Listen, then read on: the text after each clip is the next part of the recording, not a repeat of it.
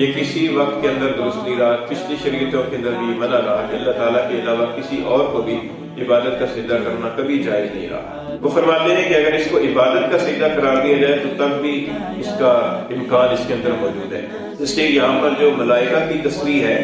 تو اس تصریح کا یہ مطلب نہیں ہے کہ صرف ملائکہ کو حکم تھا اور جنات کو یا ابلیس کو حکم نہیں تھا، بلکہ اس کو بھی حکم تھا دلائل سے عاجز آ کر مجبوراً خاموش ہو جائیں اور اس کی وجہ سے غمزدہ ہو جائیں تو اس کو ابلیس کہا جاتا ہے۔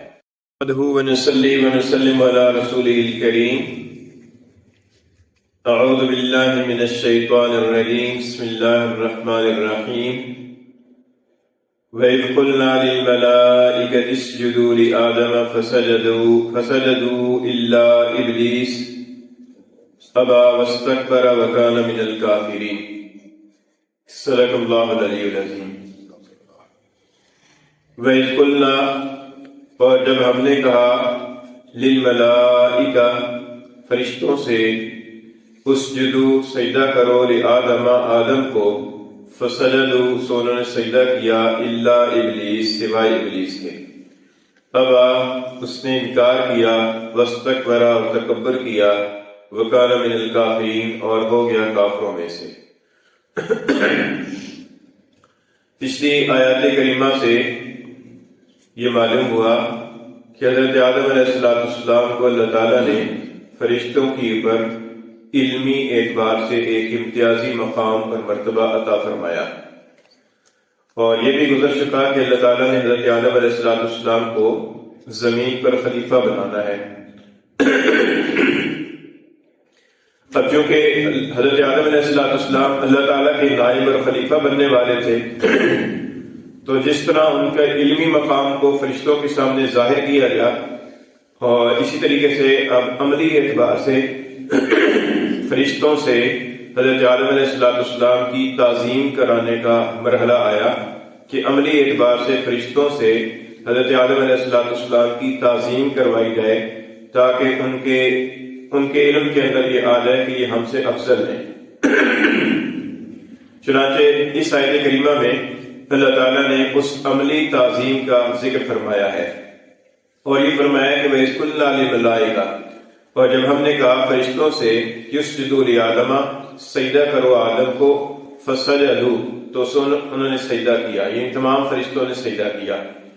یہاں پر یہ ہے کہ اللہ تعالیٰ نے فرشتوں سے فرمایا۔ علماء کرام نے فرمایا کہ اگرچہ بظاہر ذکر فرشتوں کا ہے، لیکن اس وقت جتنی مخلوقات موجود تھیں ان ساری مخلوقات کو یہ حکم تھا کہ آدم علیہ السلام کی تعظیم بجا لائیں۔ چنانچہ اس وقت جو جنات موجود تھے یا دوسری مخلوقات تھی ان کو بھی یہ حکم تھا، اور ابلیس بھی چونکہ جنوں میں سے ہے، جیسا کہ دوسرے مقام پر اللہ تعالیٰ نے فرمایا کہ کان من الجن، کہ یہ جنوں میں سے ہے، لیکن وہ فرشتوں کے ساتھ رہتا سہتا تھا اور فرشتوں کے ساتھ ہی عبادت کیا کرتا تھا۔ اور اس کی بھی تفسیر علماء کرام نے یہ بیان فرمائی ہے کہ انسانوں سے پہلے زمین کی پر جنات آباد تھے، تو جب جنات نے شرارتیں اور خون ریزیاں زیادہ کی تو اللہ تعالیٰ کی طرف سے فرشتوں کے ذریعے سے ان کو منتشر کیا گیا، کچھ پہاڑوں کی طرف، جزیروں کی طرف اور مختلف اطراف کی طرف، اور بعض جنوں کو ہلاک کیا گیا۔ تو یہ جو ابلیس تھا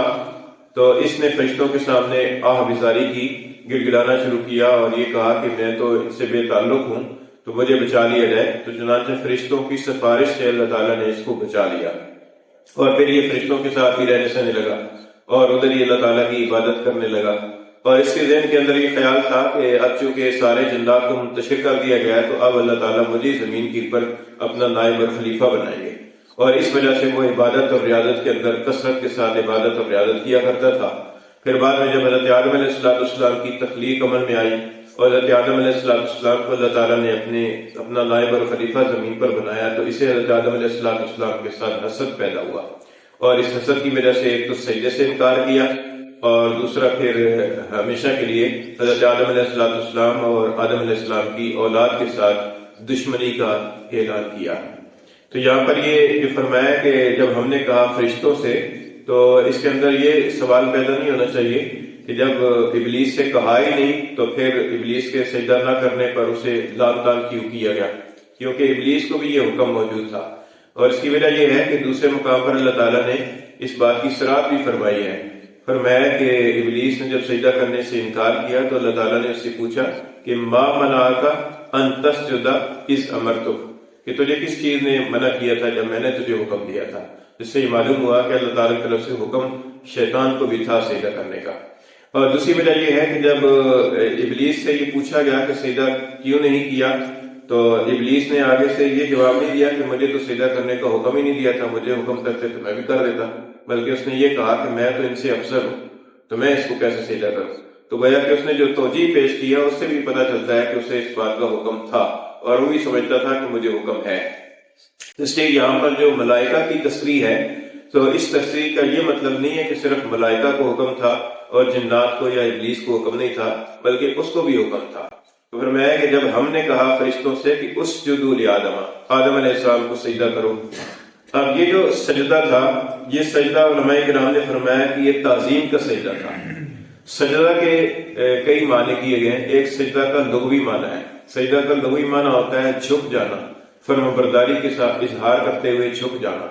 اور یہ ساری مخلوقات اللہ تعالیٰ کے سامنے فرمانبردار ہے۔ اس اعتبار سے قرآن مجید کے اندر دوسری جگہ پر اللہ تعالیٰ نے فرمایا ہے کہ جتنی بھی مخلوقات زمین و آسمان کے اندر ہیں وہ سب اللہ تعالیٰ کو سجدہ کرتی ہیں۔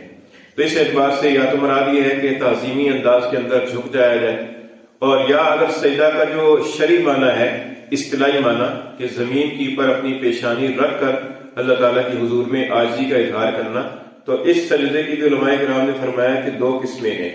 ایک سجدہ ہے عبادت کا اور ایک سجدہ ہے تعظیم کا۔ عبادت کا سجدہ یہ ہے کہ اللہ تعالیٰ کے حضور میں عبادت کی نیت سے زمین کی پر پیشانی رکھی جائے اور سجدہ کیا جائے، جیسے نماز کے اندر سجدہ کیا جاتا ہے یا جیسے سجدہ تلاوت ادا کیا جاتا ہے، تو یہ سجدہ عبادت کہلاتا ہے۔ اور یہ سجدہ عبادت جو ہے سوائے اللہ تعالیٰ کے اور کسی کے لیے درست نہیں ہے، یہ کسی وقت کے اندر درست نہیں رہا، پچھلی شریعتوں کے اندر بھی یہ منع رہا کہ اللہ تعالیٰ کے علاوہ کسی اور کو بھی عبادت کا سجدہ کرنا کبھی جائز نہیں رہا۔ ہاں، دوسرا سجدہ جو ہے وہ تعظیم کا سجدہ کہلاتا ہے۔ تعظیم کا سجدہ اس کا مطلب یہ ہوتا ہے کہ جیسے ہم کسی بزرگ کی یا کسی استاد کے آنے کی پر یا والد کے آنے کی پر آدمی کھڑا ہو جاتا ہے تعظیم کی خاطر، اسی طریقے سے پہلی امتوں کے اندر یہ بھی جائز تھا کہ اپنے پیر، اپنے بزرگ یا اپنے استاد یا اپنے والد کے سامنے تعظیم کی خاطر سجدہ کر دیا جائے۔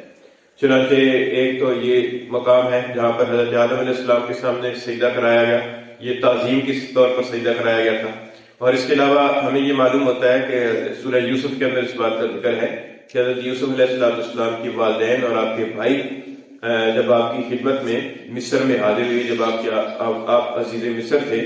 تو اس وقت انہوں نے آپ کے سامنے سجدہ کیا، تو یہ سجدہ تعظیم کا سجدہ تھا۔ یہاں پر بھی علماء کرام نے فرمایا کہ یہ عبادت کا سجدہ نہیں تھا بلکہ یہ تعظیم کا سجدہ تھا، اور حضرت آدم علیہ السلام کی تعظیم کروائی گئی۔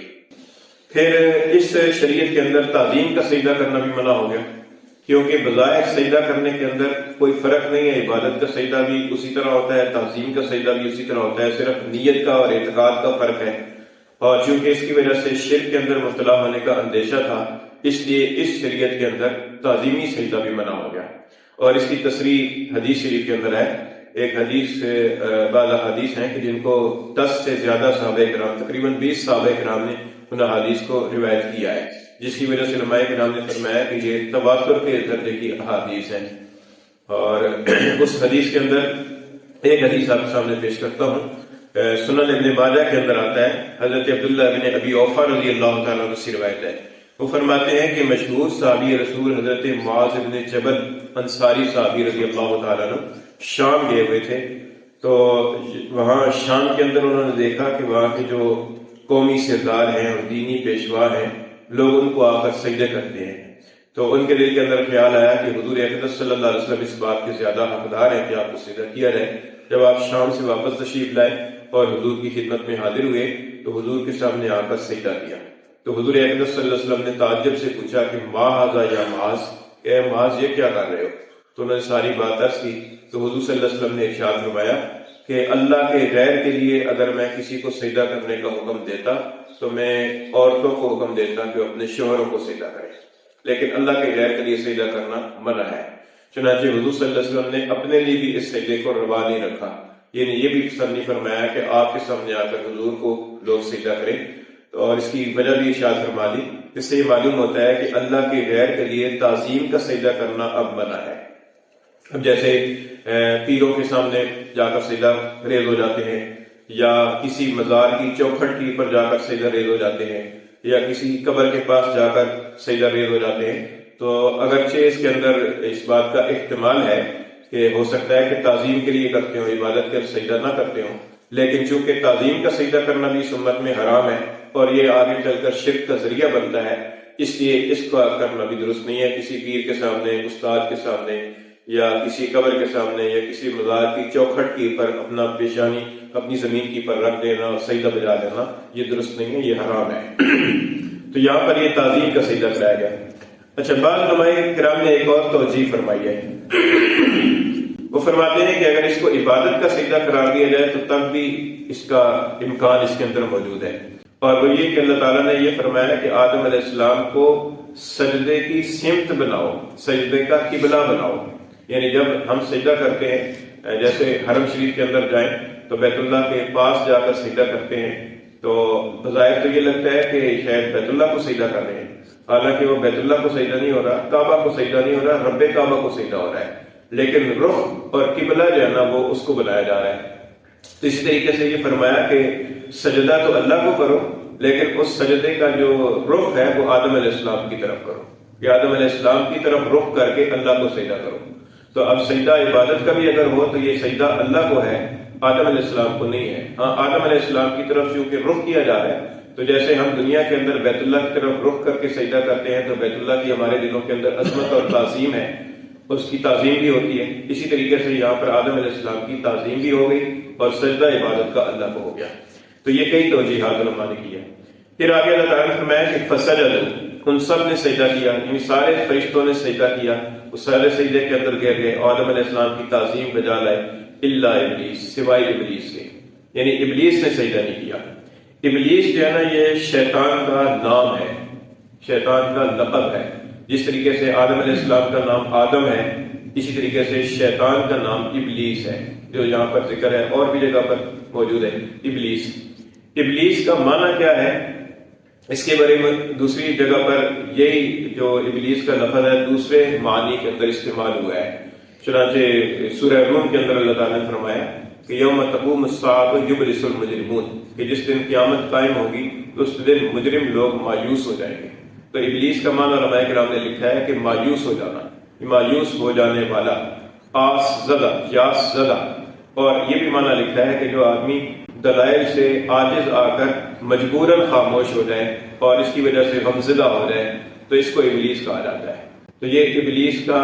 لغوی معنی ہے. ویسے یہاں پر یہ جو ابلیس ہے یہ شیطان کے نام کے طور پر استعمال ہوا. فسجدوا، انہوں نے سجدہ کیا، الا ابلیس، سوائے ابلیس کے، یعنی اس نے سجدہ نہیں کیا.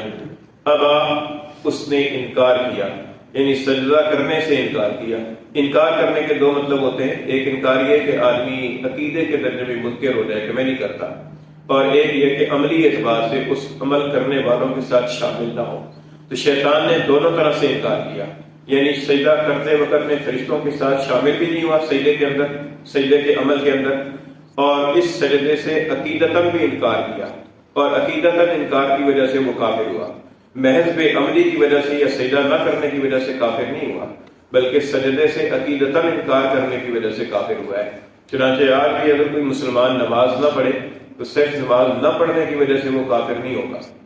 ہاں، نماز پڑھنے سے منکر ہو جائے، انکار کر دے اور نماز کی فرضیت کا منکر ہو جائے، پھر وہ کافر ہوگا.